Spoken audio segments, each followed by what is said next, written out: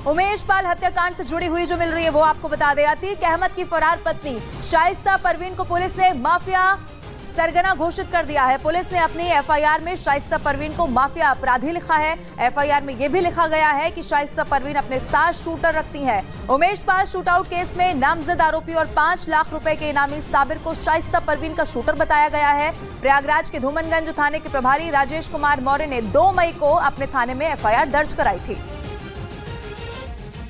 वहीं उमेश पाल हत्याकांड में अतीक अहमद की बहनोई अखलाक पर बहुत बड़ा पर्दाफाश हुआ है। पुलिस सूत्रों के मुताबिक उमेश पाल की हत्या के बाद अखलाक ने गुड्डू मुस्लिम को 50,000 और असद को 1.5 लाख रुपए दिए थे। दावा है कि उमेश पाल हत्याकांड के बाद फरार गुड्डू मुस्लिम 5 मार्च को अखलाक के मेरठ वाले घर पहुंचा था और यहीं अखलाक ने गुड्डू मुस्लिम को पैसे दिए, जबकि दिल्ली से गिरफ्तार हुए एक तस्कर की मदद से अखलाक ने असद को 1.5 लाख रुपए भिजवाए। अतीक के रिश्तेदार अखलाक को पुलिस शूटरों की मदद के आरोप में पहले ही गिरफ्तार कर चुकी है, जिसे नैनी जेल में रखा गया। और उधर उमेश पाल हत्याकांड में अब अतीक के बेटे अली पर भी शिकंजा लगातार बढ़ता जा रहा है। सूत्रों के हवाले से खबर यह है कि एसआईटी अतीक अहमद के बेटे अली को रिमांड पर ले सकती है।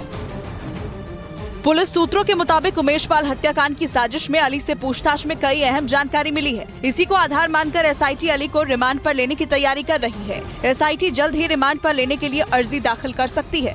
सूत्रों के मुताबिक उमेश पाल की हत्या से ठीक पहले नैनी जेल में शूटर गुलाम साबिर और गुड्डू मुस्लिम ने अपने आप को अली का दोस्त बताकर उससे जेल में मुलाकात की थी। अली अभी प्रयागराज की नैनी जेल में बंद है। वहीं सूत्रों के मुताबिक इस मुलाकात में शूटर ने नैनी जेल में ही अली से मिलकर उमेश पाल की हत्या का प्लान तैयार कर लिया था और अली के ही डायरेक्शन पर उमेश पाल हत्याकांड को अंजाम दिया गया। उधर अतीक के राजदार वकील खान सौलत हनीफ से पुलिस कस्टडी में पूछताछ के दौरान अली से जुड़ी कई अहम जानकारियां मिली हैं। बताया जा रहा है कि अली नैनी जेल से अपने गैंग के गुर्गों के संपर्क में था। अली अतीक के 5 बेटों में दूसरे नंबर का है।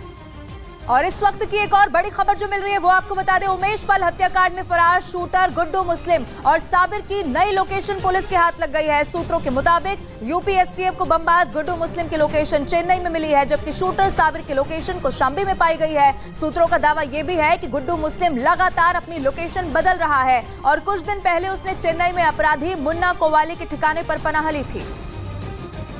वहीं माफिया सरगना मुख्तार अंसारी पर पुलिस ने शिकंजा कसना अब शुरू कर दिया है। यूपी पुलिस पंजाब में गिरफ्तार किए गए उसके बेहद करीबी जुगनू वालिया से पूछताछ करेगी और जुगनू वालिया से पूछताछ करने के लिए यूपी पुलिस पंजाब जाएगी। यूपी पुलिस कोर्ट में वारंट दाखिल कर जुगनू वालिया को पंजाब से लखनऊ लाने के लिए इजाजत मांग सकती है, क्योंकि जुगनू वालिया मुख्तार अंसारी का बड़ा राजदार था। उस पर मुख्तार अंसारी के पैसों को ब्याज पर देने के साथ ही उसके गैंग की मदद करने का भी आरोप है। और उधर जुगनू वालिया पर यूपी पुलिस ने 1 लाख रुपए का इनाम भी घोषित कर दिया है। यूपी पुलिस जुगनू वालिया की काफी दिनों से तलाश कर रही थी, क्योंकि लखनऊ के आलमबाग में चिक चिक रेस्टोरेंट के मालिक जसविंदर सिंह उर्फ रूमी की हत्या के बाद से ही जुगनू की तलाश यूपी पुलिस कर रही थी। साथ ही जुगनू पर एक और कारोबारी को भी धमकाने का आरोप था। इसके साथ ही जुगनू पर लखनऊ के आलमबाग, हजरतगंज और मानक नगर थाने में हत्या समेत 23 मामले दर्ज हैं। वहीं 1 लाख के इनामी अनुज कनौजिया की पत्नी और उसके जीजा पर गैंगस्टर एक्ट के तहत मुकदमा दर्ज कर दिया गया है। ये बड़ी खबर आपको बता दें। अनुज कनौजिया माफिया मुख्तार अंसारी का शार्प शूटर है और फरार चल रहा है, जिसके बाद से उसकी पत्नी पर गैंग को चलाने का आरोप है, जिसमें उसकी मदद उसका जीजा कर रहा है। जिसके बाद से उसकी पत्नी रीना राय ने गैंग की कमान संभाल ली। बताया गया कि वो अपने जीजा की मदद से गैंग चला रही थी और लगातार लोगों को धमकाने और उनसे रंगदारी मांगने का काम कर रही थी। साथ ही उस पर अपने फरार पति को पैसा और सुविधाएं देने का आरोप है। रंगदारी के मामले में और फर्जीवाड़े के मामले में उसी के ऊपर गैंगस्टर एक्ट का मुकदमा पंजीकृत हुआ है। पुलिस ने अनुज की पत्नी रीना और जीजा शिवरतन पर रंगदारी मांगने के एक मामले में जांच शुरू की थी, जिसके बाद दोनों आरोपियों को झारखंड से गिरफ्तार किया गया। दोनों मऊ जेल में बंद हैं। और उधर मुख्तार अंसारी की बहू निकाहत अंसारी की मदद करने वाले चित्रकूट जेल के जेल अधीक्षक और जेलर के खिलाफ चार्जशीट भी दाखिल कर दी गई, जिस पर मंगलवार को लखनऊ की एंटी करप्शन कोर्ट सुनवाई करेगी। 850 पेज की चार्जशीट में ओआरपी जेल अधीक्षक अशोक कुमार सागर और जेलर संतोष कुमार पर निखत अंसारी को जेल में उसके पति से गैर कानूनी तरीके से मिलवाने का आरोप है। साथ ही आरोपी के सरकारी आवास पर 4 लाख रुपए मिलने का भी जिक्र किया गया है। जांच में यह भी पता चला कि इसी दौरान आरोपी जेल अधीक्षक ने नया घर और नई कार भी ली। वहीं सूत्रों की अगर माने तो टेलू ताजपुरिया पर हमला करने वाले 4 आरोपियों को पुलिस रिमांड पर लिया जाएगा और जिसके लिए पुलिस कोर्ट से प्रोडक्शन वारंट भी जारी करवाएगी। फिर चारों आरोपियों को कस्टडी में लेकर पूछताछ की जाएगी, जिससे टिल्लू ताजपुरिया की हत्या की गुत्थी सुलझाई जा सके।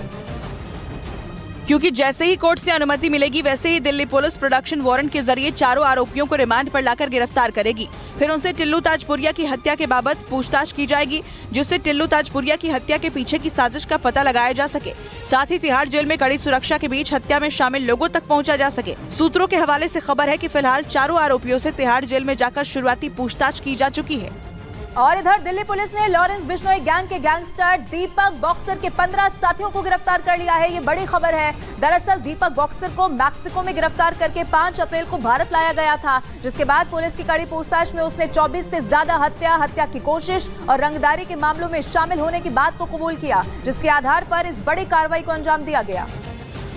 और उधर दिल्ली पुलिस ने लॉरेंस बिश्नोई गैंग के गैंगस्टर दीपक बॉक्सर के 15 साथियों को गिरफ्तार कर लिया है। बॉक्सर से पूछताछ के आधार पर इस बड़ी कार्रवाई को अंजाम दिया गया, जिसके बाद 24 से ज्यादा मामले सुलझने का दावा किया गया। बताया गया कि गिरफ्तार आरोपियों में महफूज खान उर्फ भूरा दलाल और उसके साथ मोहम्मद जुनैद शामिल हैं, जिन्होंने दीपक को विदेश भागने के लिए फर्जी पासपोर्ट और अन्य दस्तावेज हासिल करने में मदद की थी। जिसके बाद पुलिस की कड़ी पूछताछ में उसने 24 से ज्यादा हत्या की कोशिश और रंगदारी के मामलों में शामिल होने की बात कबूली। और पीएफआई कनेक्शन में आतंक निरोधी दस्ते यानी कि एटीएस ने उत्तर प्रदेश के अलग अलग जिलों में छापेमारी की है और 70 लोगों को हिरासत में ले लिया है। साथ ही पॉपुलर फ्रंट ऑफ इंडिया के परवेज अहमद और रईस अहमद नाम के 2 एक्टिव सदस्यों को भी गिरफ्तार कर लिया गया है। दोनों पर आतंकी गतिविधियों में शामिल होने का आरोप है, जिसके खिलाफ आतंक निरोधी दस्ते यानी एटीएस ने कार्रवाई की। दरअसल एटीएस को जानकारी मिली थी कि पीएफआई के सदस्य अभी भी एक्टिव हैं, जिसके बाद एटीएस ने पूरे प्रदेश में 1 दिन का विशेष अभियान चलाया।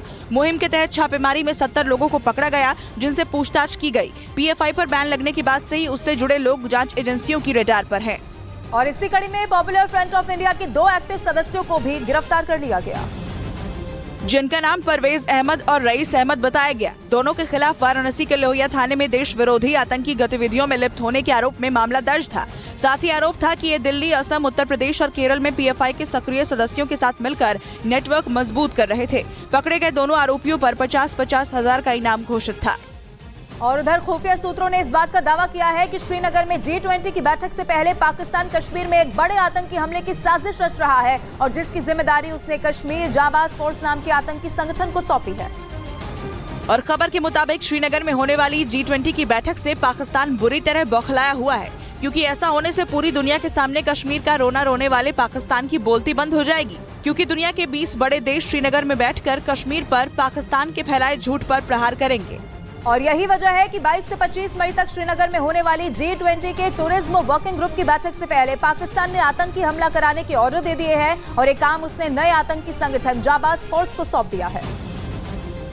और खुफिया सूत्रों का दावा है कि इस बार पाकिस्तान के टारगेट पर श्रीनगर है, क्योंकि वहां 22 से 25 मई तक G20 देशों की बैठक होने वाली है, जिससे पाकिस्तान बुरी तरह तिलमिलाया हुआ है और इसी वजह से वो लगातार कश्मीर का माहौल बिगाड़ने में जुटा है, क्योंकि कश्मीर में धारा 370 हटाए जाने के बाद आतंकियों को बड़ा नुकसान पहुंचा है।